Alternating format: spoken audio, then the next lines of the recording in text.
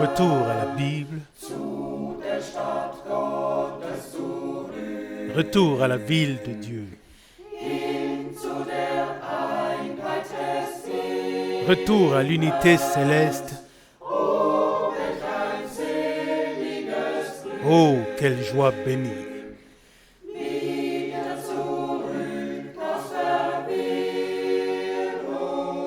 Retour de la confusion. Là où il y a beaucoup de pierres mortes.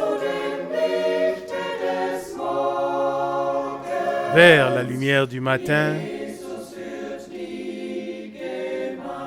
Jésus conduit l'Église.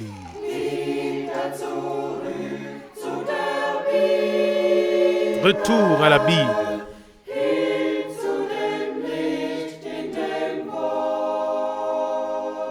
À la lumière, dans la parole. Que ce soit notre mot d'ordre pour toujours. Sanctifié pour le Seigneur.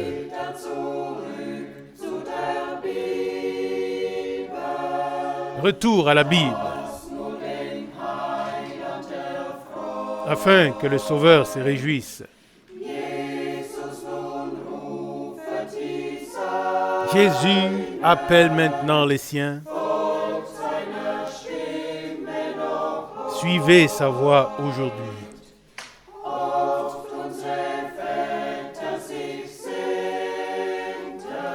Ce que nos pères désiraient souvent quand ils habitaient Babel.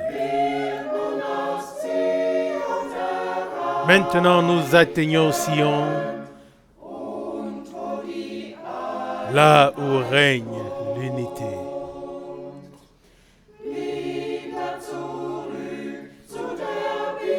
Retour à la Bible.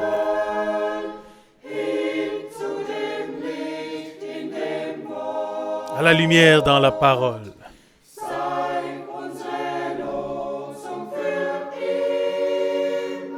Que ce soit notre mot d'ordre pour toujours. Sanctifié pour le Seigneur.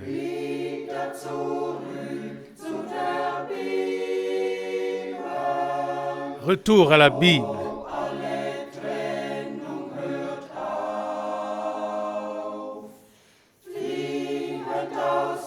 Là où toute séparation cesse. Fuir de Babel vers Sion. Oh, quelle marche bénie!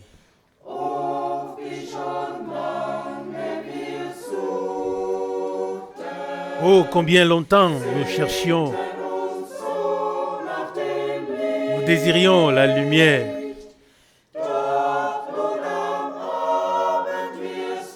Cependant, le soir, nous l'avons trouvée, comme la parole le promet.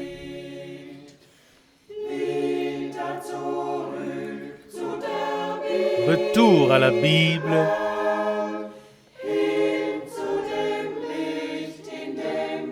À la lumière dans la parole.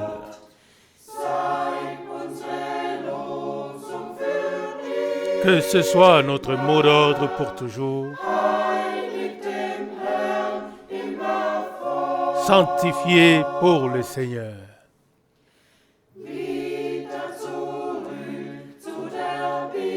Retour à la Bible.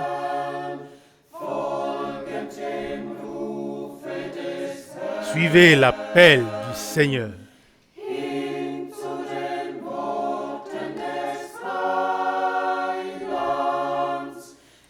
Vers les paroles du Sauveur que nous obéissons avec joie. Plus jamais se séparer de celui qui nous a glorieusement délivrés. Des êtres célestes sur la terre. Oh, quelle bénédiction!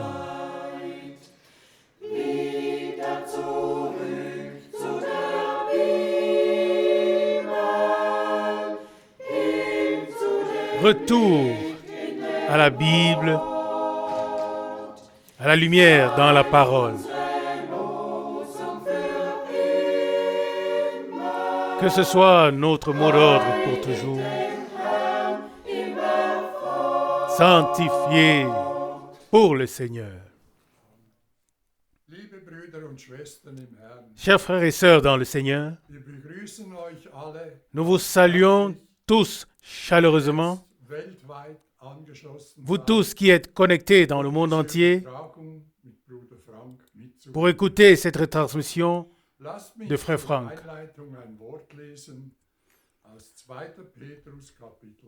Comme introduction, laissez-moi lire de 2 Pierre chapitre 1, les versets 12 à 16. 2 Pierre chapitre 1, versets 12 à 16. Verset 12. Voilà pourquoi je prendrai soin de vous rappeler ces choses, bien que vous les sachiez, et que vous soyez affermis dans la vérité présente. Verset 13. Et je regarde comme un devoir, aussi longtemps que je suis dans cette tente, de vous tenir en éveil par ces rappels. Verset 14. Car je sais que je quitterai bientôt ce corps, comme notre Seigneur Jésus-Christ me l'a révélé, ou me l'a fait connaître. Verset 15. Mais je prendrai soin qu'après mon départ, vous puissiez toujours vous souvenir de ces choses.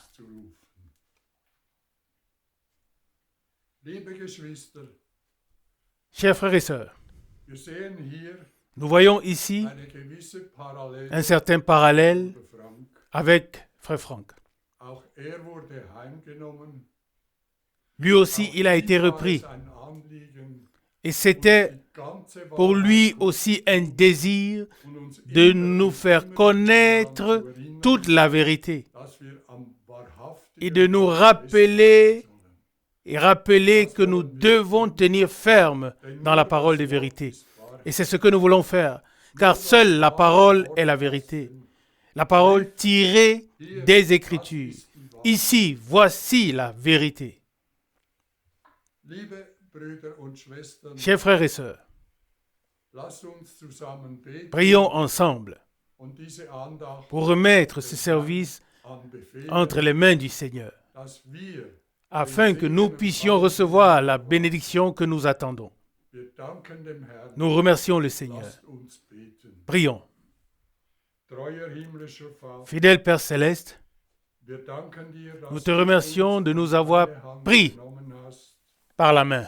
Nous te remercions pour les serviteurs que tu nous as donnés, qui nous ont aussi toujours et toujours rappelé ce qui est important, ce qui est la vérité, afin que nous soyons capables de reconnaître dans la parole et de faire le chemin avec le Seigneur. S'il te plaît, Seigneur, bénis cette journée, bénis tous les auditeurs, sois présent en tous. Nous te remercions, Seigneur, de ce que tu l'as promis et de ce que tu le feras. À toi soit la louange, l'honneur et la gloire dans ton merveilleux et glorieux nom de Jésus. Amen. Amen.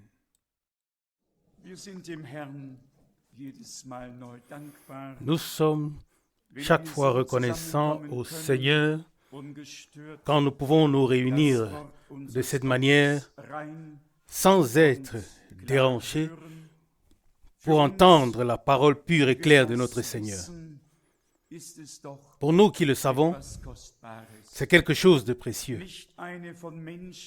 Ce n'est pas une proclamation mélangée par les hommes.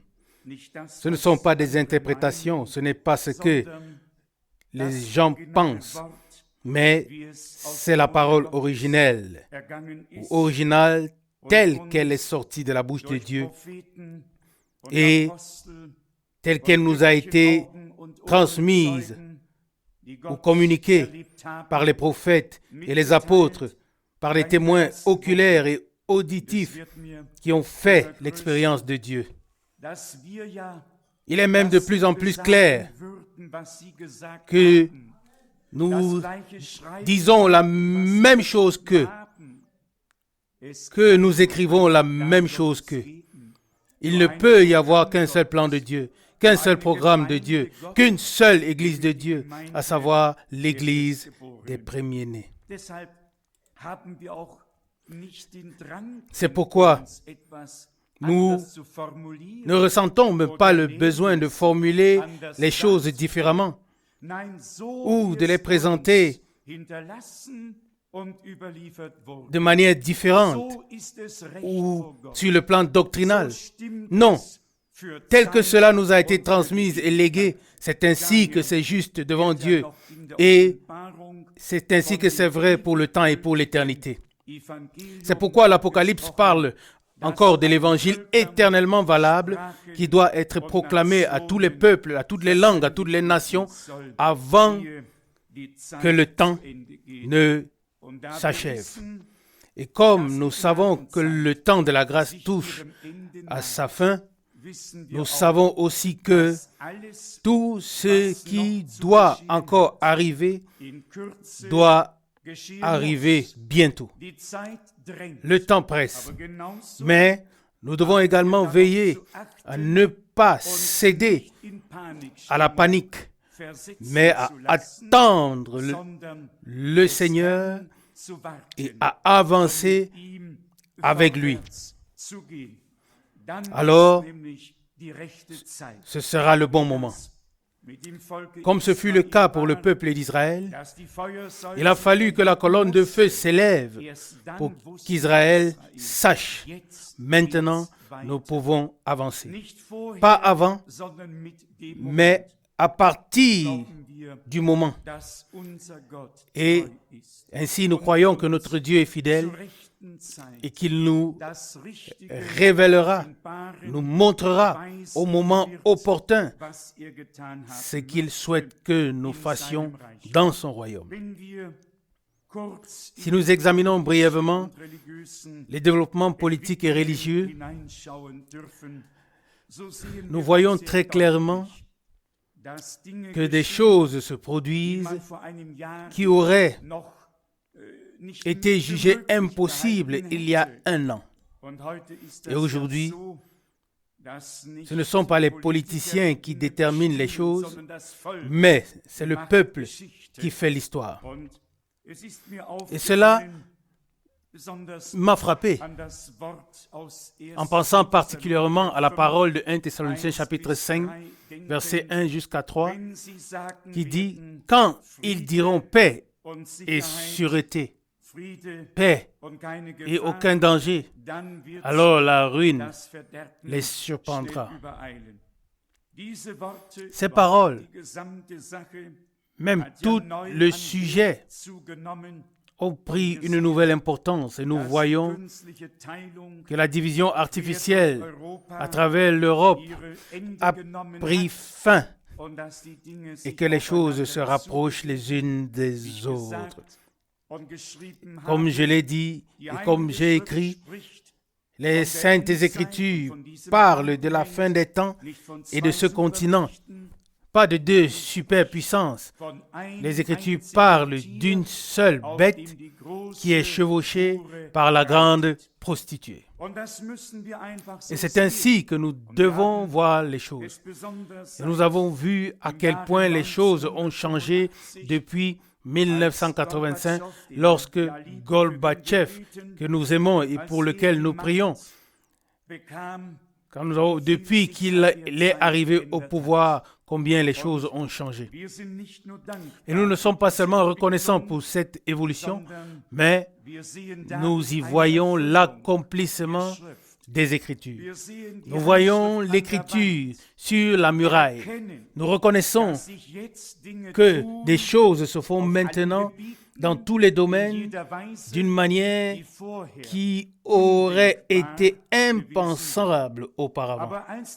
Mais lorsque le temps fut accompli, comme nous le lisons dans les Saintes Écritures,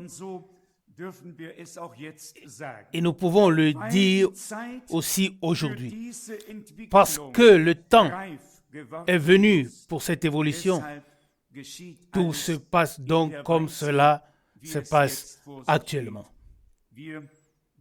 Nous observons cela et nous n'avons qu'un seul souhait, profiter de ce court laps de temps pour apporter la précieuse parole de Dieu au plus grand nombre de personnes possible.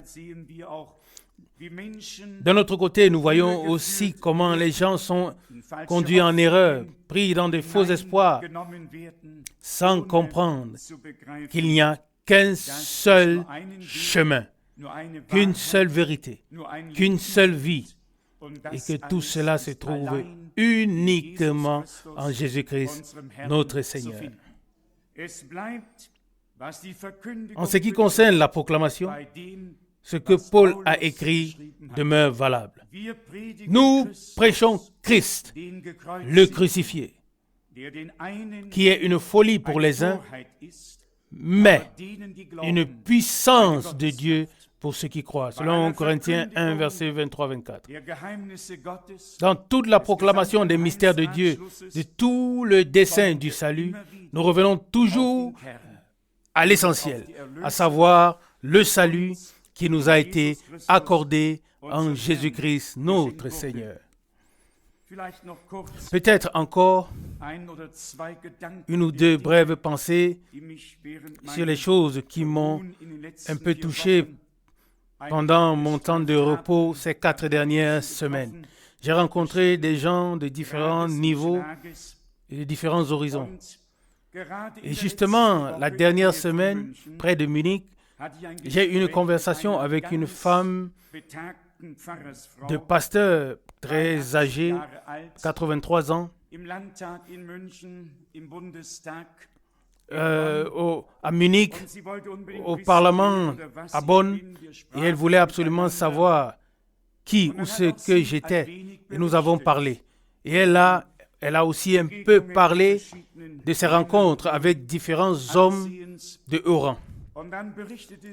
Et elle a ensuite parlé d'une réunion à caractère religieux, au cours de laquelle un pasteur évangélique avait été invité pour faire la prière finale.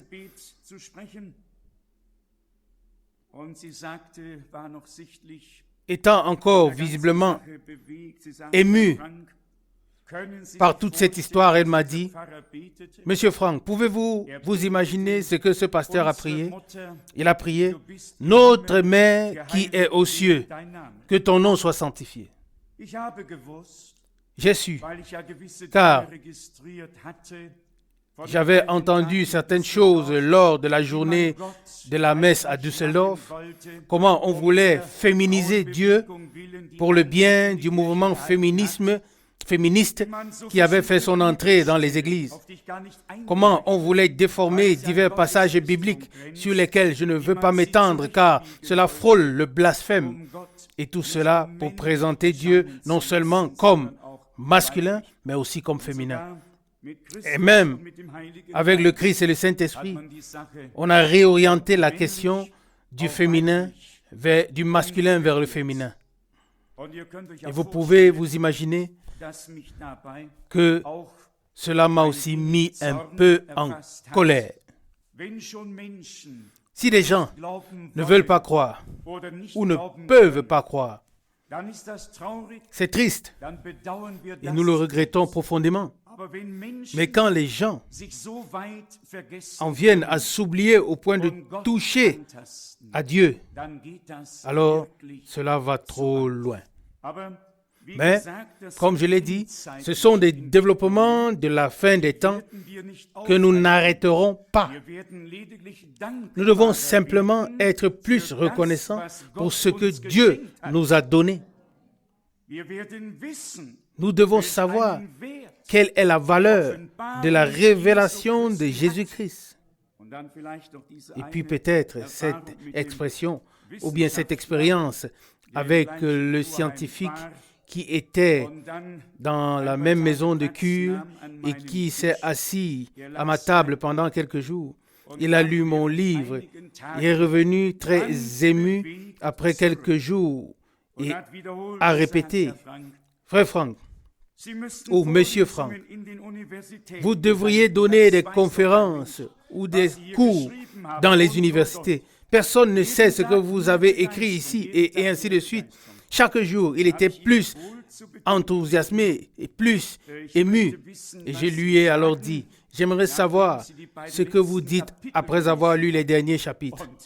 Et vous pouvez vous imaginer que ce n'était bien sûr plus agréable. Il n'avait plus qu'une seule phrase à dire. Il a dit, nous ne serons jamais d'accord. Vous avez exprimé une pensée totalitaire. Bien sûr, pas nous, pas moi, mais à côté de Dieu, rien d'autre ne peut exister, ne peut subsister. De notre côté, nous n'avons pas fait le ménage dans toutes choses. Nous avons mis le divin sur le chandelier. Et si le divin est valable, alors tout le reste ne peut pas l'être. Mais les gens veulent que tout le reste continue à prévaloir. Cette pensée totalitaire l'a troublé. Et j'ai dû y réfléchir. Là aussi, Dieu doit faire grâce. À moins que le Seigneur ne se révèle à un homme et que celui-ci n'ait accès à lui par une expérience personnelle. Ça, c'est le plus important. Et je l'ai dit assez souvent dans la prédication.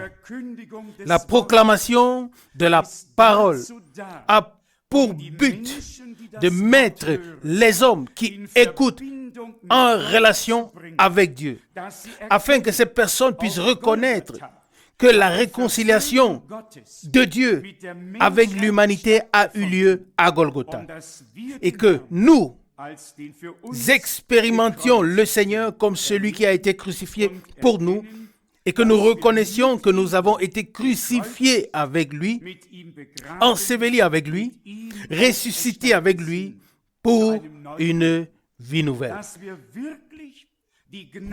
Ce qui importe, c'est que nous ayons vraiment fait l'expérience de la grâce de Dieu. Je tiens particulièrement à le rappeler aux nouveaux venus.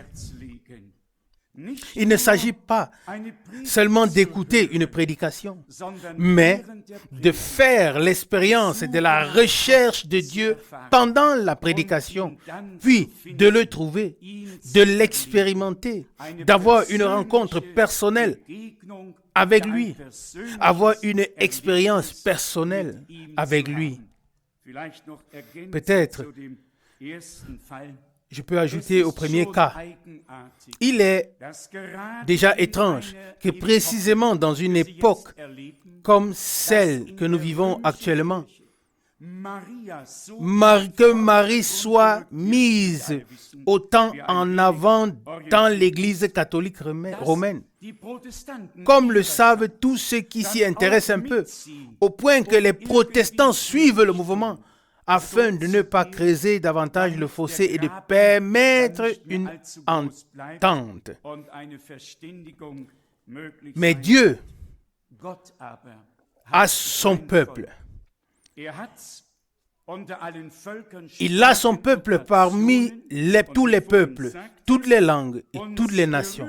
Et comme je l'ai dit tout à l'heure, ces développements nous touchent, certes, douloureusement, mais nous reconnaissons à cela que c'est la fin des temps et que les hommes, oui, sont présomptueux.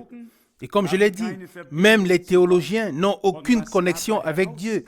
Et ce que nous voyons bien, et nous voyons bien ce que ça donne.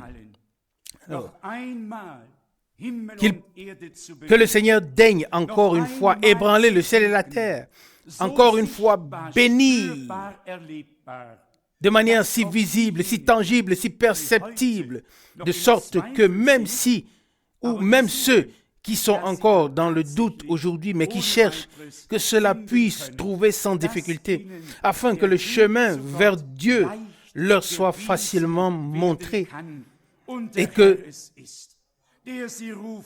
ce soit le Seigneur qui les appelle, que ce soit lui qui se révèle à eux et qu'ils puissent le suivre afin de ne pas rester dans les ténèbres, mais d'avoir réellement la lumière de la vie.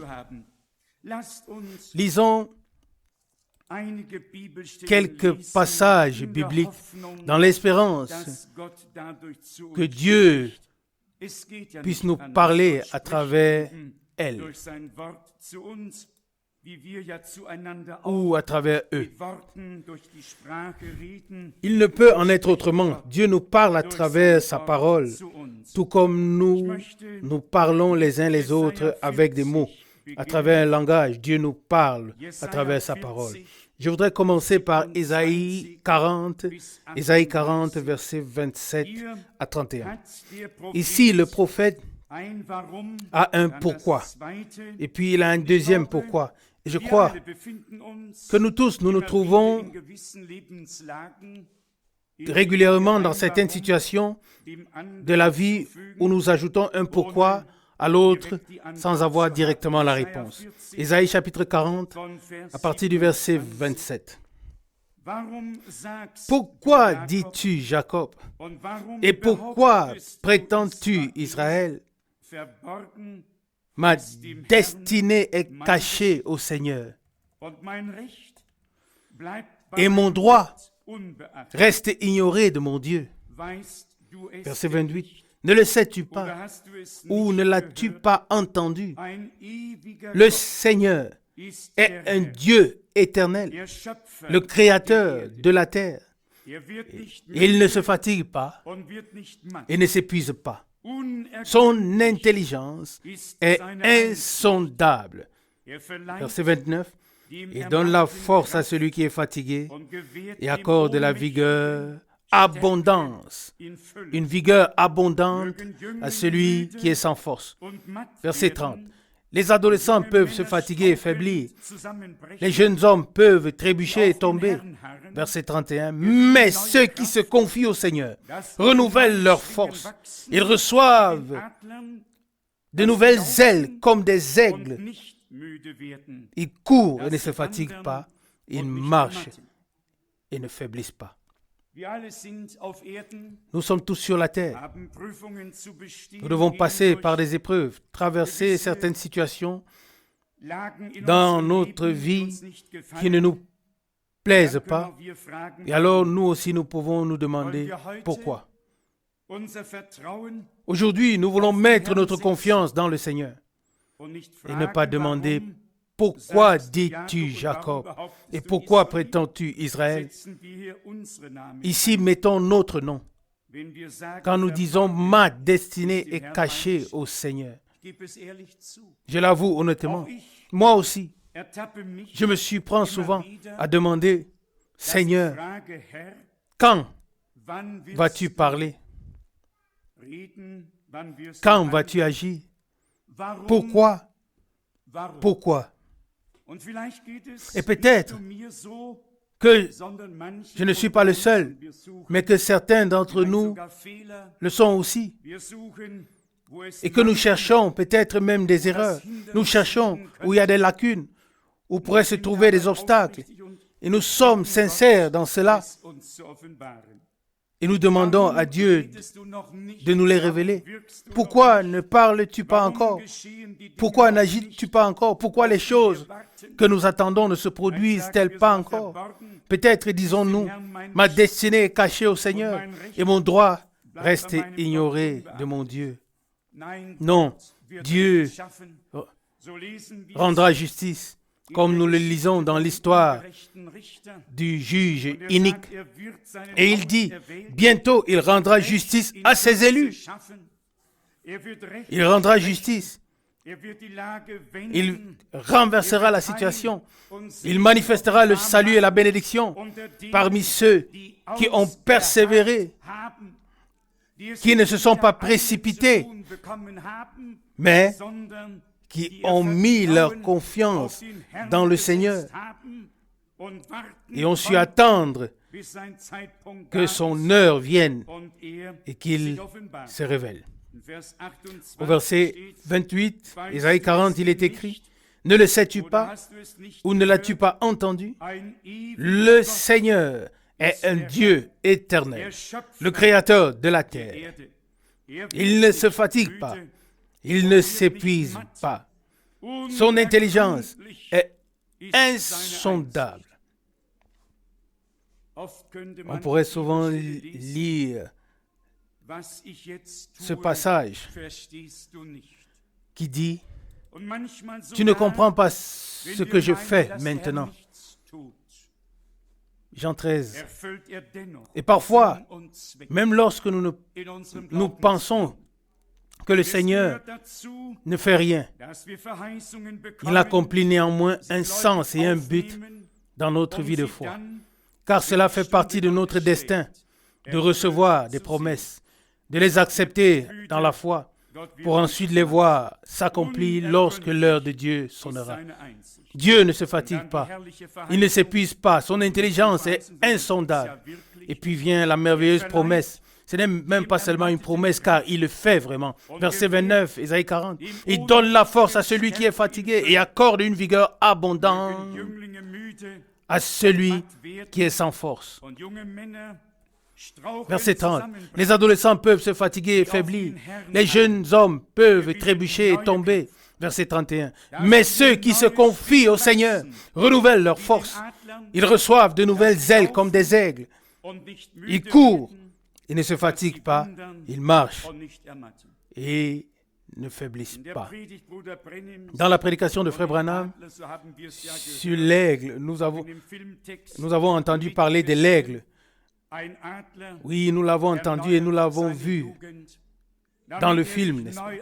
Un aigle renouvelle ses forces afin de pouvoir s'envoler à nouveau et s'envoler vers des sphères plus élevées. Et nous aussi, en tant que des croyants, nous pouvons faire confiance au Seigneur. Nous pouvons renouveler nos forces. Nous pouvons redevenir forts dans le Seigneur, car le Seigneur est notre force. Il est notre refuge. Il est notre puissance. Mais, même si nous semblons parfois complètement abattus, nous savons que celui qui est en nous, qui habite en nous, est plus fort que celui qui est dans le monde. Et cela demeure tout simplement ainsi. Christ en nous, l'espérance de la gloire. Colossiens 1, 27. Et Christ n'est pas une idée, il est un Dieu personnel. Il est notre Seigneur et notre Sauveur. Et lorsqu'il a fait sa demeure en tant que Sauveur dans les rachetés, alors il est notre force, il est notre sagesse. Alors il est tout pour nous par grâce. Ouvrons Jean chapitre 16. Jean chapitre 16, ici nous trouvons une magnifique déclaration au verset 7. Jean 16, verset 7. « Mais je vous dis la vérité, il est bon pour vous que je m'en aille, car si je ne m'en vais pas, le consolateur. » Ici, il existe différentes possibilités de traduction. Consolateur, soutien, secours, avocat. Ce mot a de très nombreuses significations. Le texte continue, le verset 7. « Car si je ne m'en vais pas, le consolateur ne viendra pas vers vous.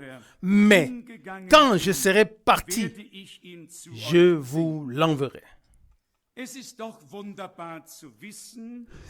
C'est simplement merveilleux de savoir, et plus encore, d'en faire l'expérience.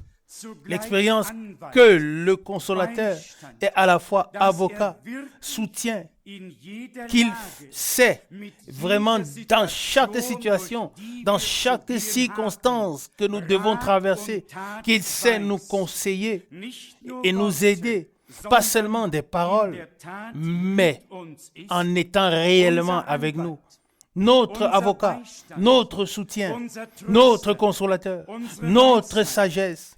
Il veut devenir tout pour nous. Et ici, il nous est dit, verset 7, Jean 16, « Mais je vous dis la vérité, il est bon pour vous que je m'en aille. Car si je ne m'en vais pas, le consolateur ne viendra pas vers vous. Mais quand je serai parti, je vous l'enverrai. » Je lis dans le même chapitre au verset 33. Jean 16, verset 33. « Je vous ai dit ces choses afin que vous ayez la paix en moi. Dans le monde, vous avez des tribulations ou des peurs, mais prenez courage, j'ai vaincu le monde. » Ici aussi, il faut prêter attention au texte. Il est écrit, « Je vous ai dit ces choses afin que vous ayez la paix en moi, non pas dans ce monde. Ce monde est plein de malheurs et de discordes. Nous avons trouvé la paix avec Dieu en Jésus-Christ. Il est devenu notre paix et nous nous reposons en cela, même si tout autour de nous semble très différent. En lui, nous conservons la paix qui surpasse toute intelligence et qui garde nos cœurs et nos pensées en Jésus-Christ, selon Philippiens 4, verset 7. Il est également très important que cette paix divine nous accompagne dans toutes les épreuves que nous devons traverser et que ce soit elle qui garde nos cœurs et nos pensées en Jésus-Christ. Mais le Seigneur nous a également prédit cela. Jean 16, verset 3. « Dans le monde, vous avez des tribulations ou des peurs. Mais prenez courage, j'ai vaincu le monde. » Ici aussi, nous pouvons dire, notre Seigneur a le dernier mot. Il est notre Père et le consolateur est avec nous et en nous, le soutien dont nous avons besoin aussi.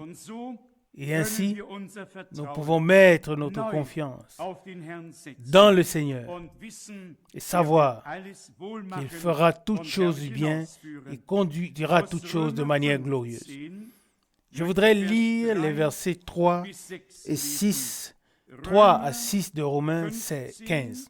Romains chapitre 15, à partir du verset 3 jusqu'au verset 6. Ici, il est écrit, Romains 15, verset 3. Car, je dis Romains 15, versets 3 à 6. Car Christ n'a pas vécu pour se plaire à lui-même, mais comme il est écrit, les outrages de ceux qui t'insultent sont tombés sur moi.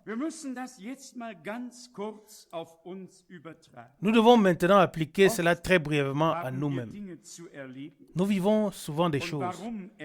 Et pourquoi les vivons-nous? Parce que les hommes se rebellent contre Dieu.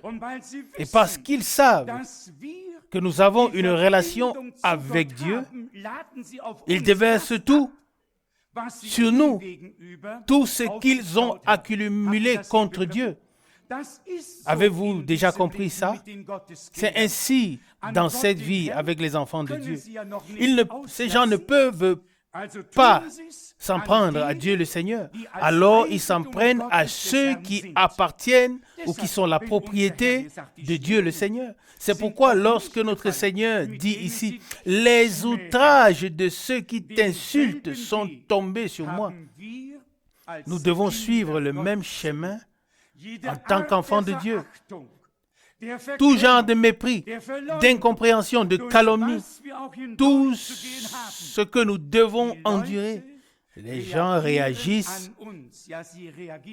à notre égard. Oui, ils se défoulent sur nous. Nous devons ressentir, nous devons supporter ce qu'ils aimeraient exprimer. Nous sommes visibles, alors nous devons le supporter. Mais faisons-le avec joie, faisons-le avec joie. Remercions le Seigneur de nous avoir jugés dignes de porter l'opprobre, oui, son opprobre, de sortir devant le camp pour porter l'opprobre de Christ. Si pour cela nous sommes calomniés, incompris, alors nous voulons remercier le Seigneur, car c'est un bon signe que nous sommes du côté de Dieu et que toutes ces réactions sont dirigées contre nous parce que nous sommes ici sur la terre en tant que la semence divine, en tant que fils et filles de Dieu. Je le relis dans l'espoir que l'Esprit de Dieu nous le révèle et que nous obtenions une réponse directe. Romains 15, verset 3. Car Christ n'a pas vécu pour se plaire à lui-même, mais comme il est écrit, les outrages de ceux qui t'insultent sont tombés sur moi. Verset 4.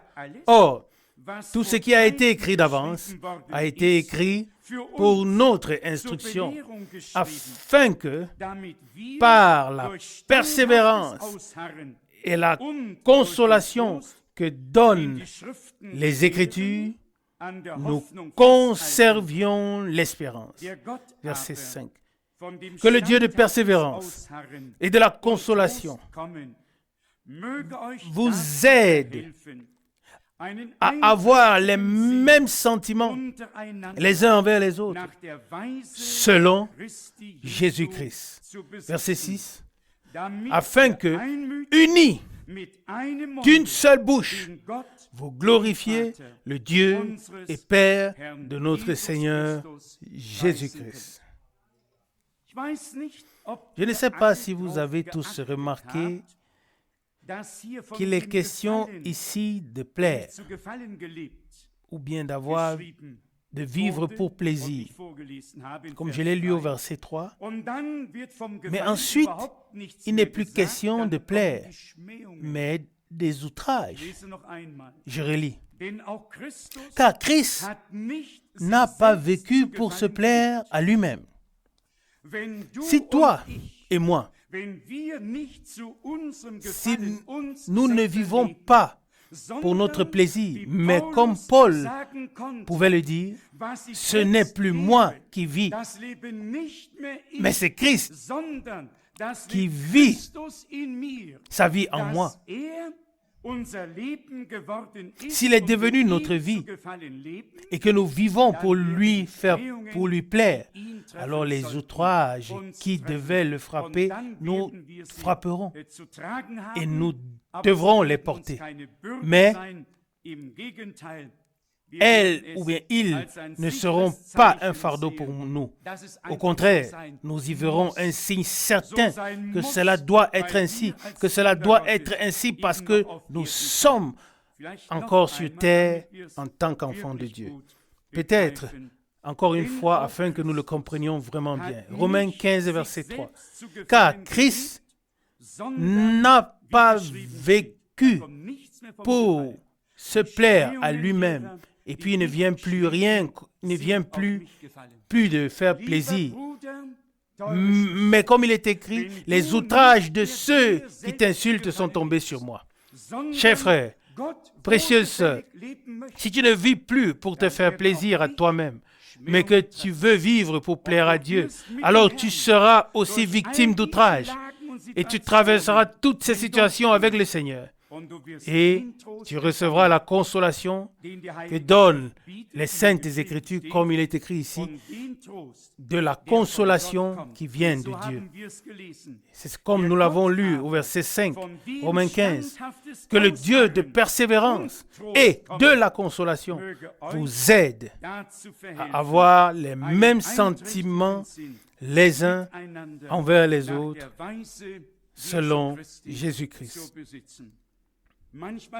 Parfois, les épreuves servent même à nous rapprocher du Seigneur et les uns des autres.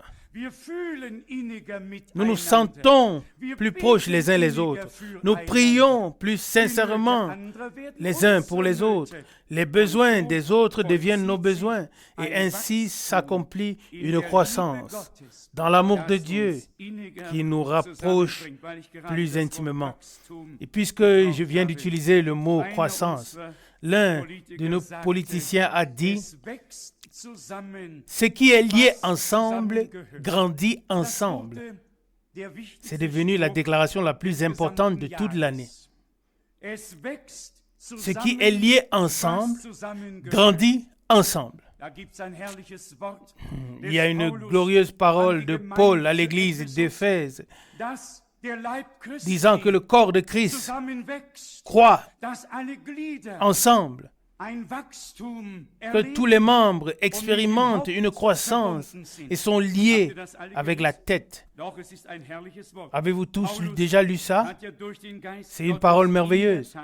Paul, par l'Esprit de Dieu, a en effet déjà écrit toutes les choses que nous lisons, que nous proclamons aujourd'hui. Éphésiens, chapitre 2, versets 20 et 21. Éphésiens 2, verset 20. Vous avez été édifiés sur le fondement des apôtres et des prophètes, Jésus-Christ lui-même étant la pierre angulaire. Verset 21. En lui, tout édifice s'élève, solidement assemblé pour former un saint temple dans le Seigneur. Verset 22. Et en lui, vous êtes aussi édifiés pour être ou pour former une habitation de Dieu dans l'esprit. Ce qui est lié ensemble grandit ou croît ensemble. Et nous croyons que par la grâce de Dieu, par le Saint-Esprit, nous avons été baptisés, ou nous devons encore être baptisés dans un seul corps, à savoir celui de Jésus-Christ, afin d'être dans ce corps et de pouvoir participer à la croissance divine. Je voudrais également lire très brièvement un passage de 1 Corinthiens chapitre 10. 1 Corinthiens chapitre 10,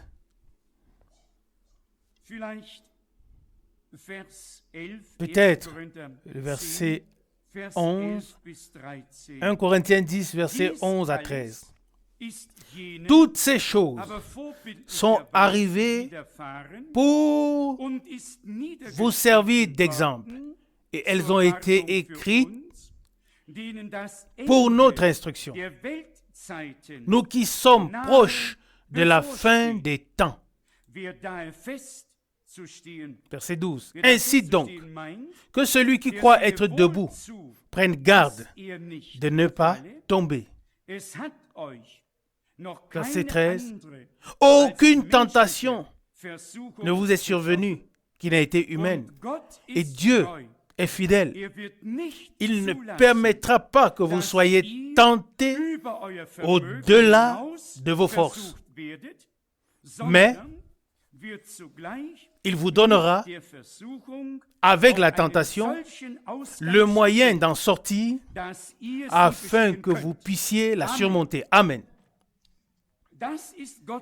Ça, c'est la sainte parole de Dieu. Il a pris la responsabilité sur nous, et les épreuves qui nous arrivent, celles que nous devons traverser, même si nous pensons que là, maintenant, c'est trop, nous n'en pouvons plus. Et qui d'entre nous n'a déjà expérimenté une situation où le fardeau était si lourd et les forces de plus en plus faibles que nous avons dit « je n'en peux plus ». Avez-vous déjà expérimenté ça? Moi oui. Ne vous inquiétez pas. Je l'ai expérimenté à maintes reprises. Et j'ai expérimenté et je me suis trouvé à dire « Seigneur, j'ai tout fait ce que j'ai pu. Et ensuite, vous pouvez vous imaginer ce que l'on dit parfois au Seigneur dans la prière. Mais je veux le confesser librement pour sa gloire. Chaque fois que j'ai dit, je n'en peux plus. J'ai même dit, je ne veux plus parce que je ne peux plus. Et je ne peux plus parce que je ne veux plus. Ne vous y trompez pas. Même les serviteurs de Dieu traversent des épreuves bien pires que celles que vous devez traverser. Et puis, dans ces moments d'épreuve, on dit, Seigneur, je ne peux plus. Et je ne veux plus, parce que je ne peux plus. Mais je veux dire ceci pour sa gloire. Il a toujours été la force, la consolation et la confiance. Chaque fois que je ne pouvais plus, lui, il pouvait. Chaque fois que je ne savais plus, lui, il savait. Amen. Et je pense que nous avons tous expérimenté cela. Et cela demeurera ainsi jusqu'à la fin. Là où nous sommes à bout de force, de nos capacités, c'est là que lui, il commence vraiment. Et c'est ce que nous avons lu dans le prophète Ésaïe, Ésaïe 40. Si les adolescents se fatiguent et se lassent, ceux qui se confient dans le Seigneur renouvellent leur force. Il demeure notre refuge pour toujours, notre secours dans la détresse, notre conseil, notre force. Oui, tout ce dont nous avons besoin jusqu'à la fin. Encore quelques versets d'Hébreux chapitre 10 qui nous parlent également de ce que nous pouvons traverser en tant que croyants à travers les différentes situations que nous devons affronter ou bien traverser. Hébreux 10, verset 32. Hébreux 10, à partir du verset 32. Mais souvenez-vous des jours passés où, après avoir été éclairés, vous avez enduré patiemment un dur combat. Verset 33. D'une part, étant vous-même exposés aux outrages et aux persécutions, d'autre part, partageant le sort de ceux qui se trouvaient dans ces situations. Verset 34. Vous avez en effet souffert avec les prisonniers et accepté avec joie le vol ou l'enlèvement de vos biens, sachant que vous possédez un bien plus précieux et durable. Maintenant vient le point culminant. Verset 35. N'abandonnez donc pas votre joyeuse assurance. Dois-je le relire? Verset 35. N'abandonnez donc pas votre joyeuse assurance. Dans le langage populaire, on dit il a jeté l'éponge. C'était trop pour lui. Il ne voulait plus, il ne pouvait plus. Verset 35. N'abandonnez donc pas votre joyeuse assurance, à laquelle est attachée une grande récompense. Verset 36. Car vous avez besoin de persévérance pour accomplir, afin qu'après avoir accompli la volonté de Dieu, vous obteniez le bien promis. Car encore un peu de temps, et celui qui doit venir viendra, et il ne tardera pas. Mais mon juste vivra par la foi. Et s'il se retire dans la crainte, mon cœur ne prendra pas plaisir en lui. Et maintenant, l'apôtre prend la parole et écrit, verset 39. Mais nous ne sommes pas de ceux qui se retirent pour perdre leurs âmes, mais de ceux qui ont la foi, qui donnent la vie. Amen. Nous sommes devenus croyants afin de rendre gloire à Dieu par la foi qui a été transmise aux saints une fois pour toutes. J'admets aussi que les épreuves peuvent très vite affaiblir notre foi et que le Seigneur doit la réprimander comme il a fait autrefois. Ô homme de peu de foi! C'était aussi son discours à l'époque. Et aujourd'hui, il nous le dit. Car au plus profond de notre cœur, nous savons que le Seigneur sortira vainqueur avec nous et nous avec lui et qu'il conduira tout de manière glorieuse. Et comme nous l'avons lu tout à l'heure, il fera en sorte que les choses s'achèvent d'une manière que nous puissions le supporter, que nous puissions persévérer, subsister, car Dieu ne permettra rien qui dépasse nos capacités. Ne sommes-nous pas heureux de cela? Même si en tant qu'enfants de Dieu, nous traversions diverses situations de la vie et devons passer par des épreuves, il a fait la promesse. Je serai avec vous tous les jours jusqu'à la fin du monde. Et déjà, par l'intermédiaire du prophète Ésaïe, il a fait dire, si tu marches dans le feu, tu ne te brûleras pas. Et si tu traverses les eaux, tu ne seras pas submergé. Car moi, le Seigneur, je suis avec toi. Ésaïe 43, verset 2. Il a tenu parole jusqu'aujourd'hui et il tiendra parole jusqu'à la fin. Il nous dit simplement, oh, vous qui avez peu de foi, soyez fortifiés dans la foi et dans la confiance. Il est avec nous. Même si nous ne l'entendons pas toujours, si nous ne le voyons pas toujours, et ne le ressentons peut-être pas toujours comme nous le souhaiterions. Malgré tout, il tient sa parole et sa promesse demeure vraie. Je suis avec vous tous les jours. Il a dit encore plus, je serai en vous.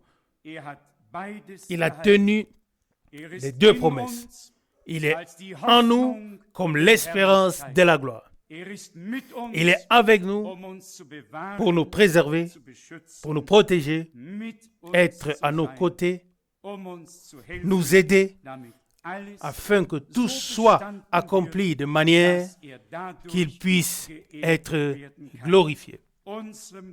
Notre Dieu, qui a tout fait pour nous, qui nous a rachetés en Christ et a fait de nous les enfants de Dieu, qui a pardonné nos fautes, nos péchés, et nous a révélé clairement son dessein de salut. Lui, qui a tant fait en nous, il ne se lassera pas. Jusqu'à ce que son œuvre en nous, avec nous et à travers nous sera arrivée à l'achèvement et que nous puissions aborder les épreuves étant fortifiés dans la foi, sans crainte, car nous savons que le Seigneur est avec nous et que tout ira bien. Même si nous manquons parfois de foi, nous nous demandons ensuite pourquoi nous avons douté. Cela n'aurait pas été nécessaire. Nous n'aurions pas dû douter. Nous aurions dû lui faire confiance. Comme il nous l'a dit ici, verset 35, Hébreux 10. N'abandonnez donc pas votre joyeuse assurance, à laquelle est attachée une grande récompense. Oui, et celui qui est justifié par Dieu aura la vie par la foi. Jésus-Christ est venu en tant que bon berger. Il nous a donné la vie et la plénitude par grâce. Car c'est ainsi qu'il l'a dit. Je donne ma vie pour mes brebis, afin qu'elles aient la vie et qu'elle l'est en abondance, selon Jean 10, 10. Aujourd'hui encore, chers frères, précieuses sœurs, chers amis, aujourd'hui, nous pouvons expérimenter Dieu ici, en ce lieu. Aujourd'hui, une nouvelle confiance, une nouvelle assurance en Dieu peut naître dans nos cœurs sous l'action du Saint-Esprit. Sa parole ne reviendra pas à vide, ne pourra pas revenir à vide. Elle accomplira ce pourquoi elle a été envoyée. Soyez fortifiés au nom de Jésus, du Seigneur. Soyez consolés par la consolation que Dieu nous a donnée par sa parole. Ayez une nouvelle assurance qui nous a été donnée par grâce à travers la parole. Dieu mérite que nous lui rendions gloire par la foi et que nous placions notre espérance et notre confiance en lui. Il fera ce qu'il faut. Loué et glorifié soit son glorieux nom. Amen. Levons-nous pour remercier le Seigneur. Dieu est présent. De grandes choses se produisent par la puissance du sang, de la parole et de l'Esprit. Le Seigneur agit parmi son peuple, et ce, de manière puissante. Pendant que nos têtes sont inclinées, que les yeux sont fermés et les cœurs ouverts, je voudrais demander si certains d'entre vous sont ici pour la première fois et souhaitent consciemment consacrer leur vie à Dieu. Vous sentez que sa parole vous a interpellé. Vous avez entendu l'appel. C'est à vous qu'il s'est adressé. Il te parle, cher cœur. Il vous parle. Il nous parle. Venez à moi, vous tous qui êtes fatigués et chargés. Je vous donnerai du repos. Je vous donnerai le repos pour vos âmes. Oui, il a fait l'offre. Il ne repousse pas celui qui vient à lui. Viens aujourd'hui, chante un compositeur de cantiques. Viens aujourd'hui, car Dieu t'offre sa grâce. Viens aujourd'hui. Pendant que tous sont en prière, je voudrais demander à ceux pour qui nous devons maintenant prier de lever brièvement la main. Levez brièvement la main. Y a-t-il quelqu'un? Merci, merci, merci, merci, merci, merci. Que Dieu vous bénisse. Je sais que le Seigneur a parlé par sa parole. Je sais que sa parole accomplit ce pourquoi elle a été envoyée. Elle ne peut pas revenir à vide. C'est la sainte parole de Dieu. Nous proclamons un plein évangile. Prions. Père céleste, de tout cœur, nous te remercions pour le fait qu'aujourd'hui, après près de 2000 ans, tu es toujours le même.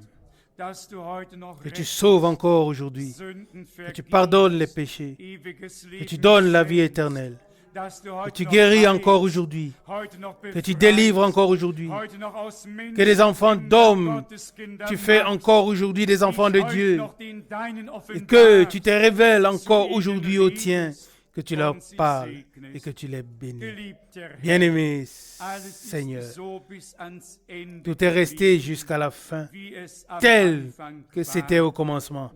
Tu es l'alpha et l'oméga, le premier et le dernier, celui qui était et qui est et qui vient, le Tout-Puissant. Comme notre bien-aimé a prié, viens bientôt, Seigneur Jésus. Mets fin à toute détresse, à toute souffrance, à tout cri. Oui, cela arrivera bientôt, car tu reviendras. Nous voyons au signe des temps, à l'évolution générale, que ta venue est proche, très proche, qu'elle est à la porte.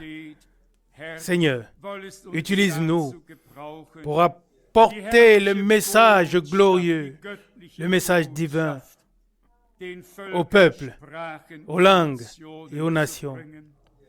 Seigneur, donne-nous accès à tous les médias afin que tous les peuples puissent être atteints. Bien-aimé Seigneur, tu as également fait en sorte que la proclamation puisse avoir lieu. Ô Dieu, sois infiniment remercié pour le réconfort, la consolation, pour la force, pour la confiance. Oui, pour la force, pour toutes les bénédictions dont nous avons pu faire l'expérience aujourd'hui de manière multiple. Fidèle Seigneur, tu as sauvé, tu as libéré, tu as pardonné les péchés, tu t'es révélé. Je t'en remercie. Nous pouvons maintenant t'apporter tous ceux qui sont venus à toi.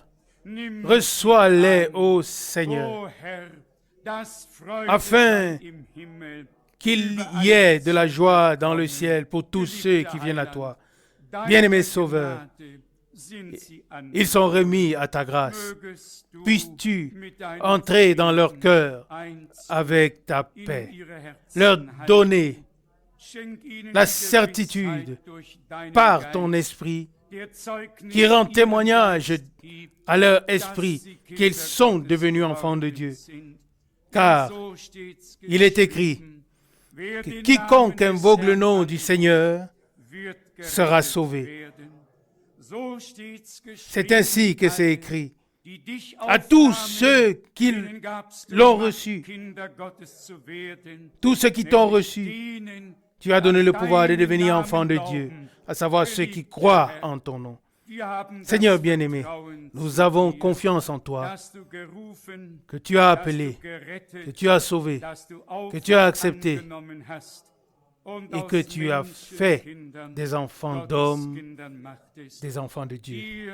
À toi, le Dieu Tout-Puissant, nous rendons encore une fois nos remerciements les plus sincères pour ta parole, pour ton esprit, pour ton sang précieux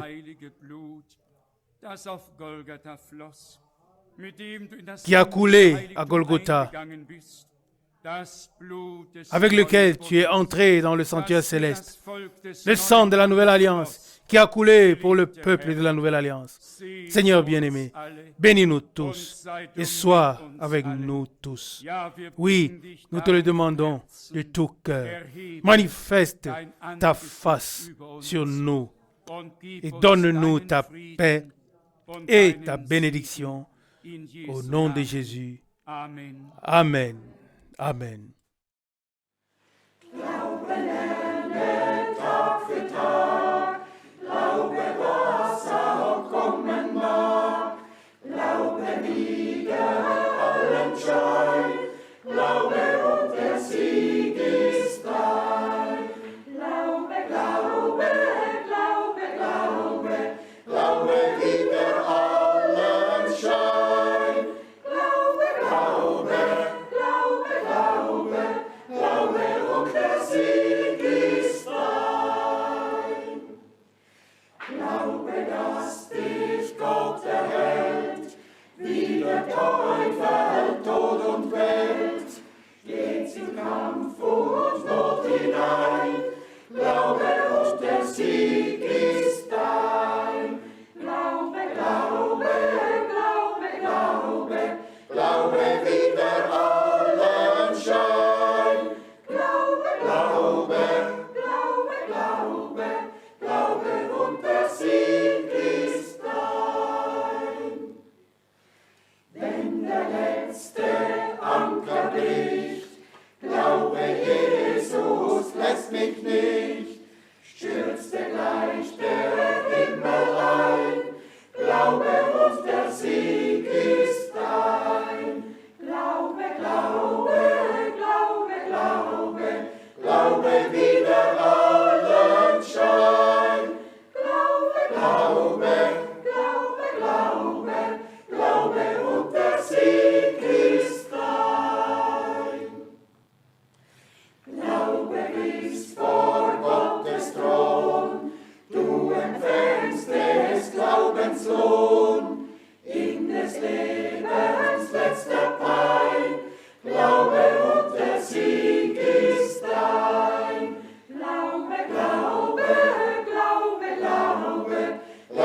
wieder auf.